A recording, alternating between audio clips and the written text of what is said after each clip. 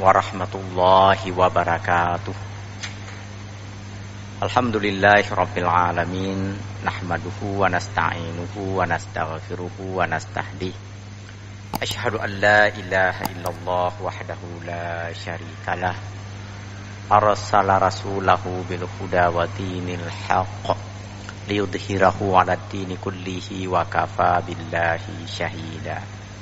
Wa asyhadu anna Muhammadan abduhu wa rasuluh arsalahu Allahu syahidan wa mubasysyiran wa nadhira wa da'iyan ila Allah bi idnihi wa sirajan munira. Allahumma shalli wa sallim ala sayyidina wa maulana Muhammad wa ala alihi wa ashabihi ajma'in. Mari sama-sama kita bersyukur kepada Allah sambil memujinya atas curahan rahmat dan karunia-Nya yang melimpah. Salawat beriring salam kita doakan semoga disampaikan kepada baginda Rasulullah sallallahu alaihi wasallam. Semoga cinta, rahmat dan kasih sayang Allah juga tercurah melimpah kepada seluruh anggota keluarga beliau, sahabat dan kerabat beliau, zuriat serta keturunan beliau, pada para aulia, para syuhada, para ulama, mutaqaddimin dan mutaakhirin, serta semua orang-orang beriman termasuk kita di dalamnya, dan orang-orang beriman lainnya hingga akhir zaman. Seandainya ada di antara kita sedang menghadapi masalah, semoga Allah tunjukkan jalan keluar yang terbaik. Apabila ada yang sedang kurang sehat, semoga Allah berikan anugerah kesehatan dan kesembuhan kepadanya. Dan jika ada yang sedang ditimpa musibah, semoga Allah memberikan kesabaran dan ketabahan kepadanya. Seraya mengharapkan rahmat, ridha dan hidayah Allah, mari kita mulai pengajian pada malam hari yang berbahagia ini dengan sama-sama membaca basmalah. Bismillahirrahmanirrahim. Bapak-bapak, ibu-ibu, hadirin dan hadirat yang dirahmati Allah, guru-guru saya, orang-orang tua saya, sahabat dan kerabat saya semuanya, juga kepada semua para pendengar penyimak melalui siaran radio Baitur Rahman, Radio Republik Indonesia, Radio Serambi, pemantau siaran lainnya melalui media sosial yang tak mungkin saya sebutkan satu persatu. Semoga semuanya berada dalam keadaan sehat walafiat, tidak kurang sesuatu apapun. Izinkanlah malam ini saya menanggapi dan merespon beberapa tanggapan yang disampaikan oleh para penyimak dan jamaah terkait dengan pembelajaran atau pengajian dalam 1 bulan ini. Ada yang dikirimkan melalui media sosial, WA, SMS, ada juga yang mengirimkannya melalui secara tertulis melalui surat. Ya, termasuk yang dikirimkan. Ya, sore ini saya juga menerima kiriman surat beserta seluruhnya dari seorang pensiunan guru. Alhamdulillah sudah saya terima kasih. Juga beberapa tadi sore mengingatkan saya lagi untuk menjawab pertanyaannya yang menurut pengakuan beliau sudah ditanya lebih 1 bulan yang lalu. Saya mohon maaf agak terlambat menanggapi atau merespon. Kemudian juga diingatkan saya tentang perlunya kita untuk saling mengingatkan agar menjaga dan memelihara lidah. Mungkin juga untuk saya dan untuk kita semua, betapa bermaknanya, betapa berartinya Allah anugerahi untuk kita berupa lidah ini. Dengannya kita bisa bertutur, dengannya juga kita bisa berzikir, melafalkan kalimat-kalimat terbaik, kalimat-kalimat thayyibah, dan dengannya pula kita bisa melafalkan kalimat-kalimat buruk, kalimat-kalimat sayyi'ah, termasuk di dalamnya mungkin bergunjing dan ghibah, fitnah dan namimah, bohong dan kepalsuan dan sebagainya. Semoga Allah memberikan petunjuk untuk kita agar kita dapat memanfaatkan lidah kita ini, lisan kita ini, yang dapat menggiring kita, yang dapat mendorong kita untuk meraih ridha Allah dan memperoleh surganya kelak. Lidah sangat bermakna untuk kita beristighfar, melafalkan kalimat-kalimat astaghfirullahaladzim, melafalkan kalimat subhanallah, walhamdulillah, la ilaha illallah, Allahu akbar, dan kalimat-kalimat terbaik lainnya. Juga kita lantunkan doa-doa, kita lantunkan tilawah dan qiraah membaca ayat-ayat suci. Lebih-lebih lagi di masa pandemi ini, di saat kita sedang dicoba dan diuji oleh Allah. Mari kita berakrab-akrab, berdekat-dekat dengan Allah Subhanahu wa ta'ala. Baik, beberapa pertanyaan yang saya kira perlu saya jawab untuk mengurangi kebingungan di sebahagian penyimak pengajian kita ini.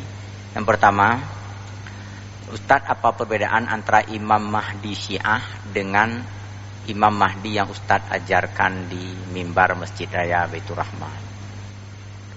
Ya, Imam Mahdi yang saya sampaikan selama ini di pengajian-pengajian kita bukan Imam Mahdi yang diajarkan oleh Syiah. Itu bedanya.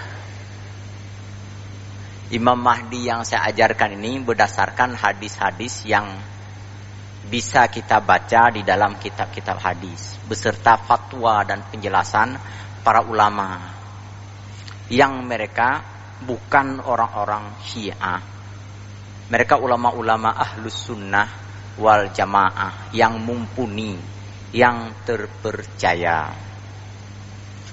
Isi pembelajarannya, kalau orang-orang Syiah, kaum Syiah meyakini bahwa Imam Mahdi itu sudah ada,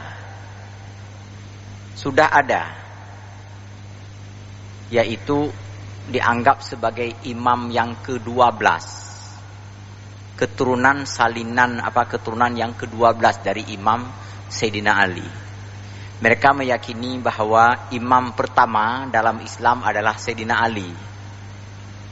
Kalau bahasa Ahlussunnah wal Jamaah, khalifah pertama, pemimpin dunia Islam yang pertama menurut Syiah adalah Sayyidina Ali. Kemudian yang kedua adalah Imam Al-Hasan bin Ali, Sayyidina Hasan. Yang ketiga Imam Husain, Sayyidina Husain bin Ali. Yang keempat Imam Ali Zainal Abidin. Yang kelima Muhammad Al-Baqir. Yang keenam Ja'far Shadiq. Yang ketujuh Musa Al-Kadhim. Yang kedelapan Ali Ar-Ridha. Yang kesembilan Muhammad Al-Jawad. Yang kesepuluh Ali Al-Hadi. Yang kesebelas Hasan Al-Askari. Dan yang ke-12 Muhammad Al-Mahdi. Nah, Muhammad Al-Mahdi ini imam yang ke-12 dalam usia yang masih sangat belia menurut mereka, masih berusia 5 tahun, bermain-main di terowongan Samira namanya, ada di Persia, di Khurasan. Bermain-main di terowongan Persia, lalu tiba-tiba dihilangkan oleh Allah, disembunyikan oleh Allah. Kejadiannya pada tahun 260 Hijriah dulu. Hilang, dan dalam hilangnya itu sang Imam Al-Ghaib ini dianggap sebagai imam yang dinanti atau Al-Muntadhar. Imamul Muntadhar, dinanti-nanti kehadirannya oleh umat Islam di muka bumi menurut keyakinan kaum Syiah. Sekarang gaib, hilang. Nah, dalam masa hilangnya itu sang imam ini bisa menyampaikan ilham dan inspirasi kepada orang-orang yang mengikuti ajaran dari para guru mereka yang disebutkan para imam tadi.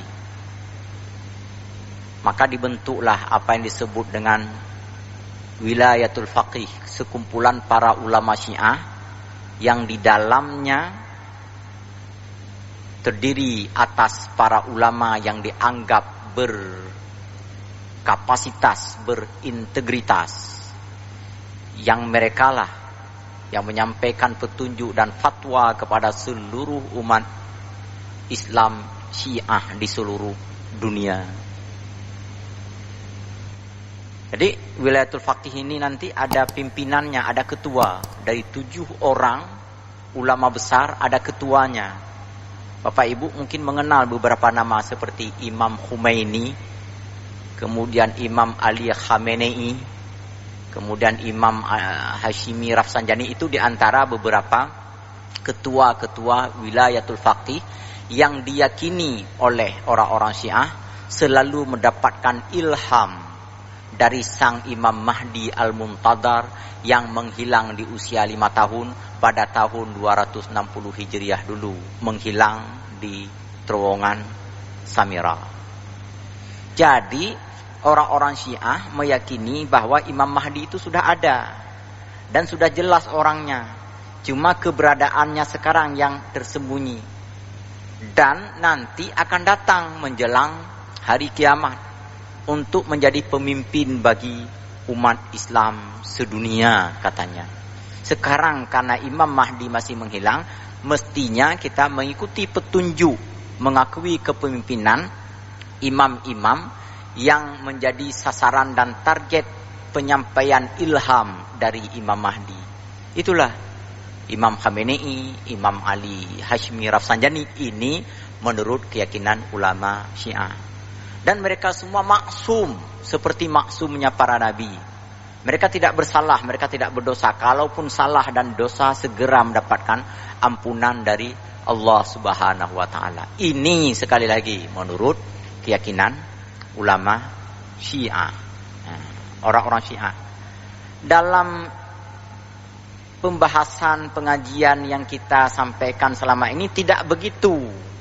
Walaupun namanya sama-sama Al-Mahdi, tetapi yang kita ajarkan, yang perlu kita yakini, Imam Mahdi itu adalah satu di antara keturunan Rasulullah yang akan muncul di akhir zaman kelak, di saat berbagai ketimpangan, kezaliman dan kesewenang-wenangan terjadi di tengah umat Islam.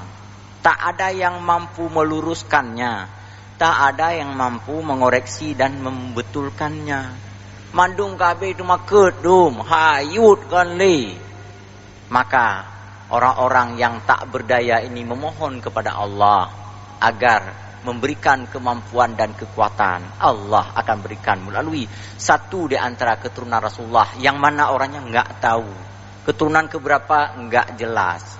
Ini masalah gaib, hanya untuk diyakini.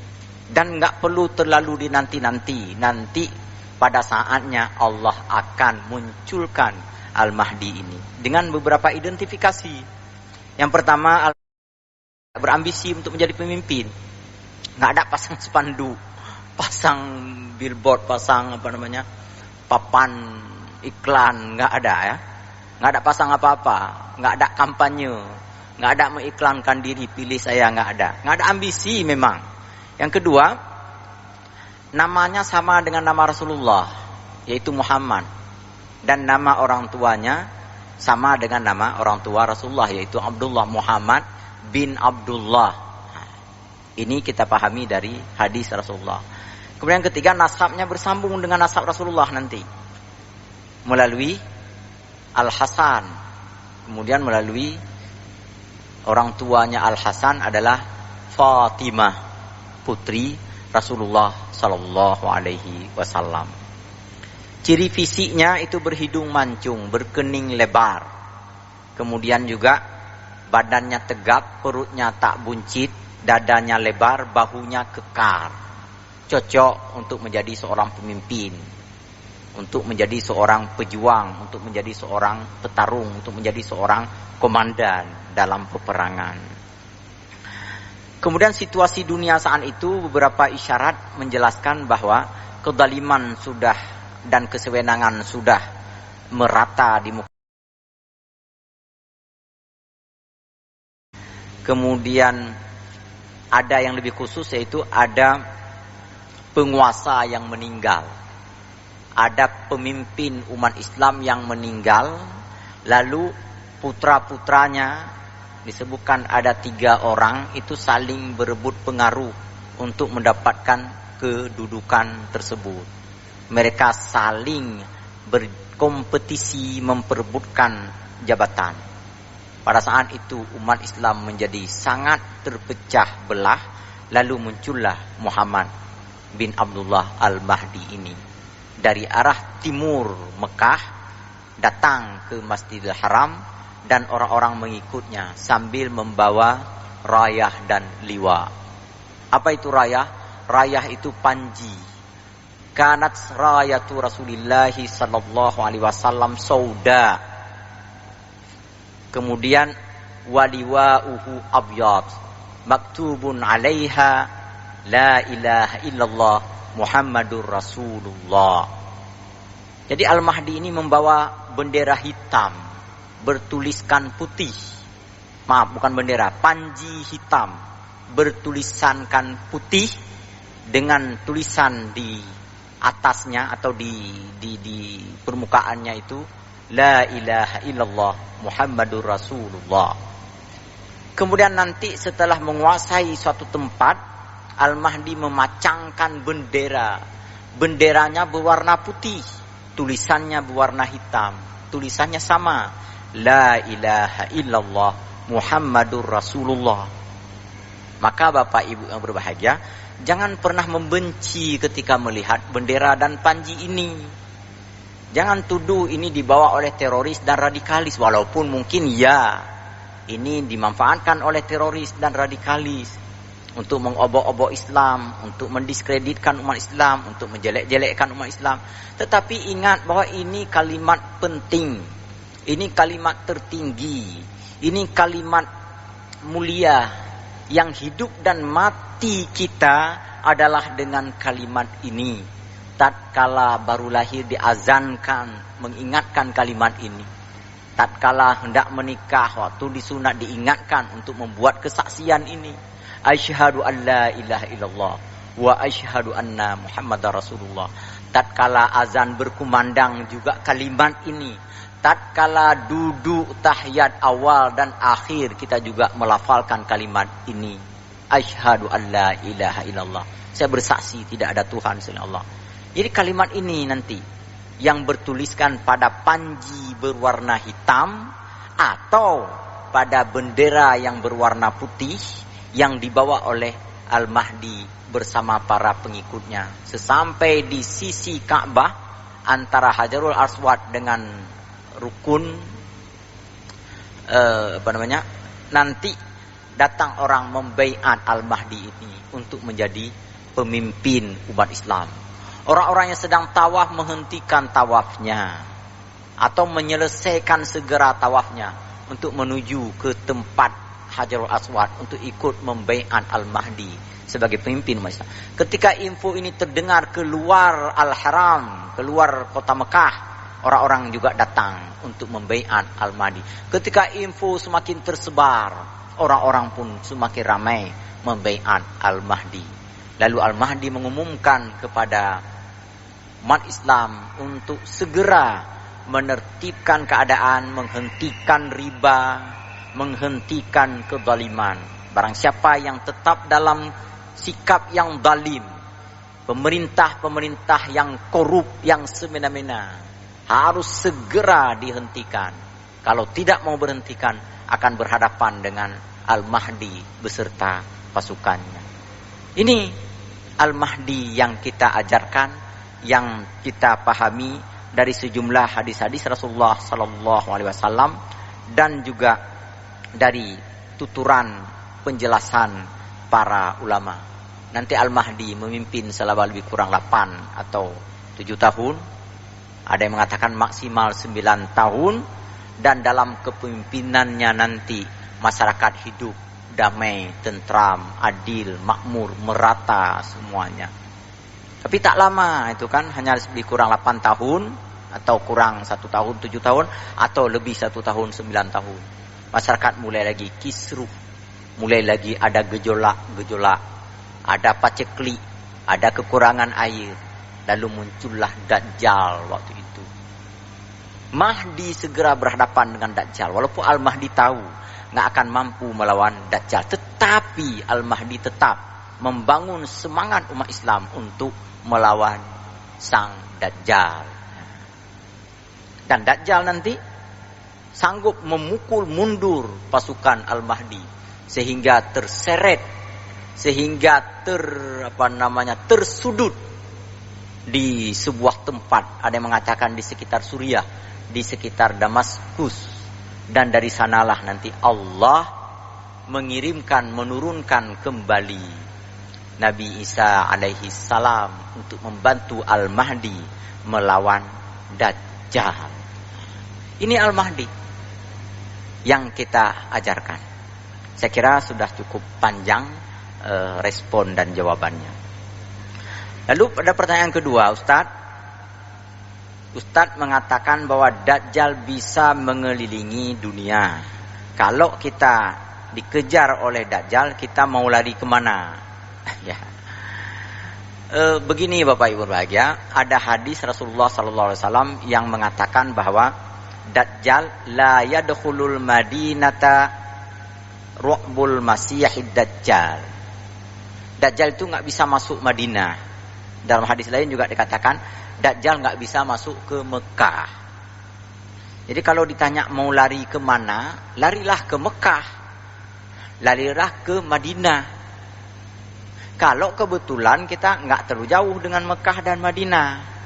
Tapi kalau dari Banda Aceh misalnya datang Dajjal ke sini, macam mana kita lari ke sana?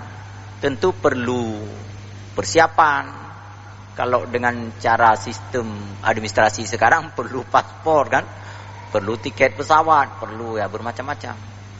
Ini maksudnya ini yang bertanya, apakah kita akan selamat dengan lari ke masjid, munasah, daya, balai pengajian dan sebagainya? Belum saya temukan penjelasan-penjelasan yang seperti itu. Yang ada penjelasan tempat yang tidak bisa dimasuki oleh Dajjal hanya Al-Haramain, Mekah dan Madinah. Dajjal marah betul dia ketika hendak berkali-kali memasuki Madinah. Tiba-tiba dihadang oleh ratusan para malaikat. Semua sisi jalan. Lalu akhirnya Dajjal ini menghentak-hentakkan kakinya, menimbulkan gemuruh dan keterkejutan warga Madinah. Orang-orang kafir dan orang-orang munafik yang ada di dalam kota Madinah satu persatu keluar untuk menjadi pengikut Dajjal, baik secara sukarela maupun secara terpaksa. Secara sukarela karena ingin mendapatkan bantuan serta perhatian dari sang Dajjal, atau karena terpaksa dalam pengertian takut untuk tak mengikuti Dajjal, takut nanti akan hilang nyawanya, akan hilang jabatannya, akan hilang kekayaannya dan sebagainya. Termasuk pula pertanyaan selanjutnya, apa yang harus kita lakukan untuk melawan Dajjal? Bapak Ibu, kita nggak akan sanggup melawan Dajjal. Ingat, saya pernah menyampaikan di sini beberapa pekan yang lalu tentang kisah Ibnu Sayyad. Ibnu Sayyad yang kebetulan matanya juling, yang berperilaku aneh, yang dalam tubuhnya itu penuh sihir. Walaupun telah memeluk Islam, tetapi masih belum bisa meninggalkan ritual-ritual agama lamanya, agama Yahudi yang dianutnya sebelumnya. Sampai Rasulullah pun menjadi curiga kepada Ibnu Sayyad ini.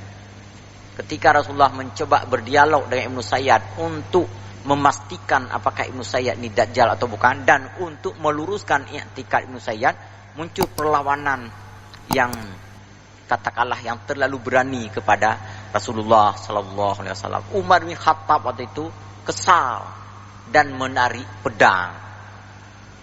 Rasulullah segera mendiamkan Umar waktu itu. Apa kata Rasulullah? Tenang wahai Umar. Seandainya dia Dajjal, bukan kamu tandingannya. Dajjal itu sudah ditakdirkan oleh Allah sebagai jatahnya Nabi Isa alaihi salam. Yang akan membunuh Dajjal adalah Nabi Isa alaihi salam. Itu takdir Allah. Jadi bukan kamu. Seandainya benar-benar Ibnu Sayyad ini Dajjal, kamu akan mampu membunuhnya. Seandainya bukan Dajjal, ngapain pula kamu bunuh dia, kan? Akhirnya Umar pun menyarungkan kembali pedangnya. Ini hadis ini, kisah ini, tuturan ini menjadi pelajaran bahwa Dajjal memang nggak sanggup dilawan. Yang bisa adalah dihindari. Kalau di sana diinformasikan ada Dajjal, maka jangan pergi ke sana. Bekna rencana mia'u dajjal kemahi juga. Jangan coba-coba. Ya. Hindari pertemuan dengannya.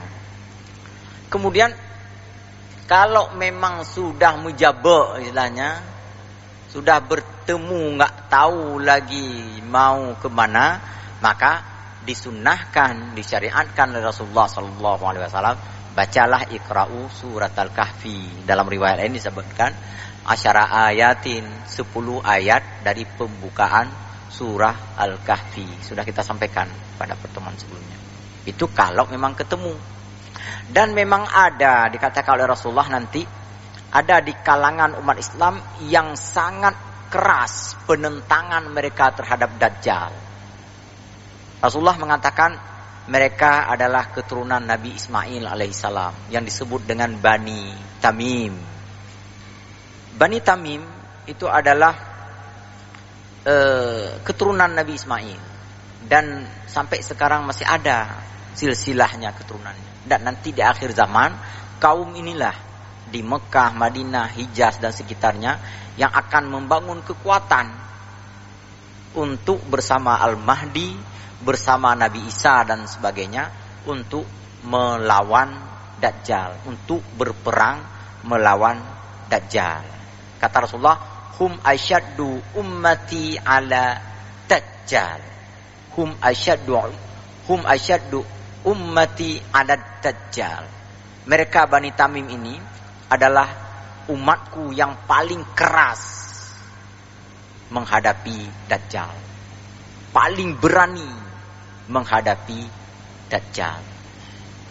Tapi lagi-lagi bahwa untuk kita, ya, bisa kita bangun kekuatan untuk melawan Dajjal, untuk membangun kesadaran atau untuk memperoleh syahid melalui perlawanan dengan Dajjal.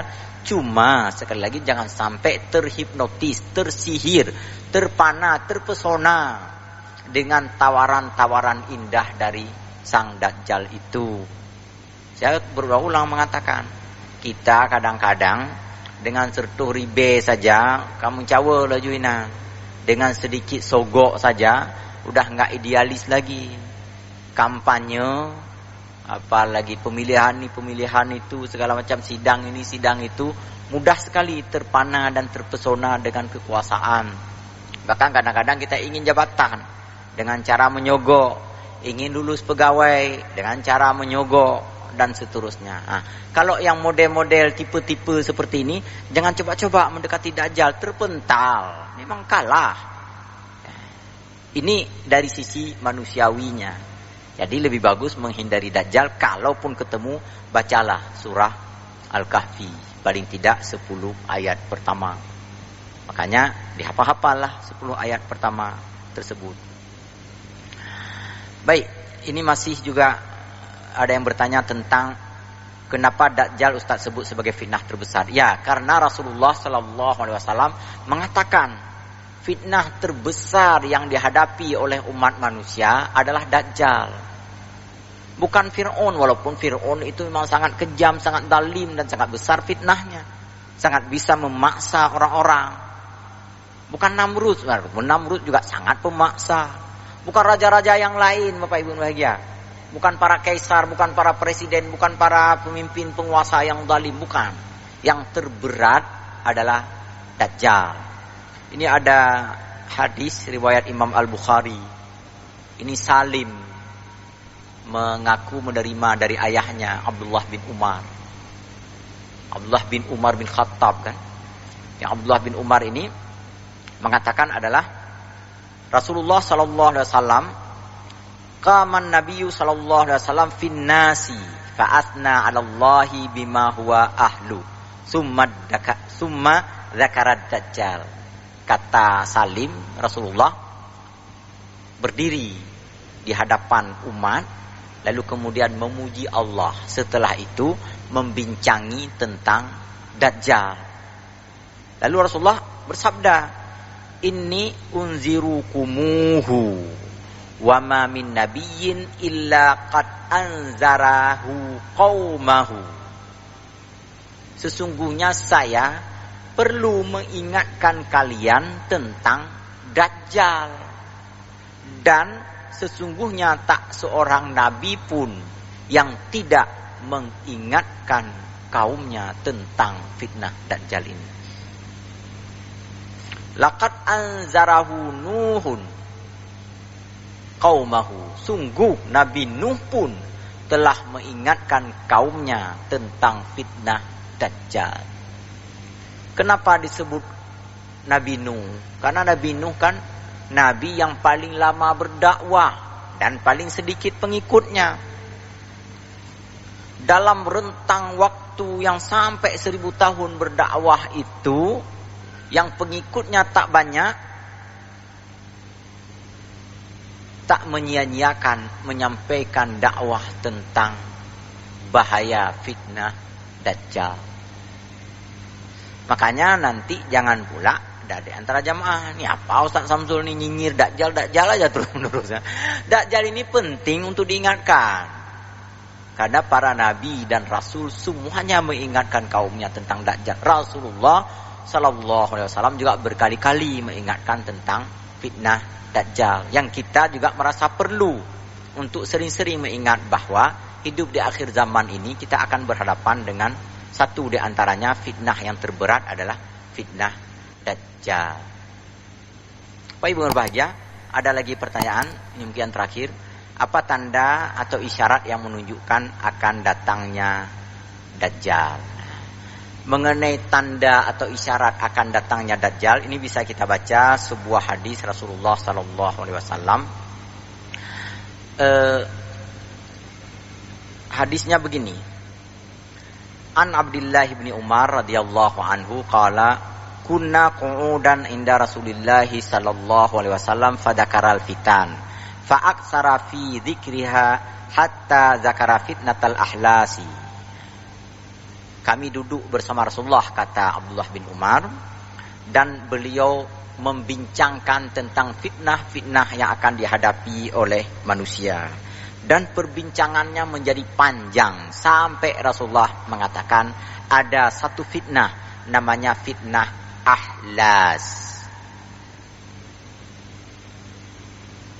Faqala qailun ya Rasulullah wa ma fitnatul ahlas. Lalu muncul satu orang bertanya, Rasulullah, apa itu fitnah ahlas? Rasulullah menjawab, ya harbun wa harbun.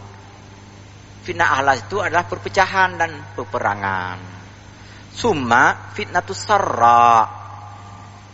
Kemudian setelah itu Rasulullah menyebutkan tentang fitnah sarra.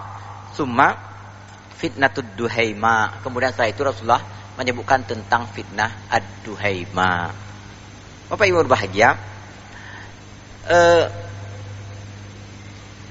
kalau sudah terjadi fitnah duhaima, fantadirud dajjal min yaumihi aw min ghadihi. Kalau fitnah duhaima sudah terjadi, maka tunggulah 1 atau 2 hari lagi Dajjal pun akan muncul. Tapi kita coba pahami dulu apa yang maksud dengan fitnah ahlas, fitnah sarra, dan fitnah duhaima. Fitnah ahlas adalah fitnah perang, percekcokan, pertengkaran antara sesama umat Islam yang tak berakhir, yang tak selesai-selesai. Sedikit aja beda pendapat, tarik pedung. Sedikit aja salah teman, marah kepada kawan. Sesama umat Islam nggak mau bersatu. Dengan orang non-muslim, dengan orang kafir, udah bisa berkawan. Tapi dengan sesama umat Islam nggak bisa bersatu. Hanya gara-gara satu nggak pegang tongkat, hanya gara-gara yang satu nggak baca kunut, kita bertengkar sepanjang hari. Itu fitnah ahlas namanya. Setelah fitnah ahlas ada fitnatus sarra. Fitnatus sarra itu adalah kemenangan, kesenangan, kebahagiaan, kemakmuran yang dicapai oleh umat Islam. Umat Islam menjadi kaya-kaya. Ini fitnah. Kaya itu fitnah. Dan yang terakhir adalah fitnah duhaima, fitnah hitam pekat. Kita nggak bisa membedakan mana yang benar, mana yang salah lagi. Pikiran kita sudah teracuni oleh entah media, oleh pengiringan opini, oleh pemutar balikan fakta. Sehingga di fitnah duhaima ini, orang-orang yang paginya seorang muslim, sorenya sudah berubah menjadi kafir. Atau malamnya masih sebagai seorang beriman, paginya sudah berubah menjadi seorang yang kafir. Kemudian juga yukhawana fihil amin wa yu'tamana fihil khain. Pada saat itu orang-orang pahlawan dianggap sebagai pengkhianat dan para pengkhianat dipuja-puja bak pahlawan. Ini fitnah duhaima. Ketika hitam telah dianggap putih, putih dianggap hitam, baik dianggap buruk, buruk dianggap baik, ini fitnah duhaima. Maka kalau ini sudah melebar, ini sudah tersebar, ini sudah terjadi di mana-mana, tunggulah sebentar lagi Dajjal akan muncul di tengah-tengah umat manusia akhir zaman. Demikian beberapa tanggapan respon yang bisa saya sampaikan kepada para penanya, penanggap dan para jamaah semua. Lebih kurang saya mohon maaf. Wassalamualaikum warahmatullahi wabarakatuh.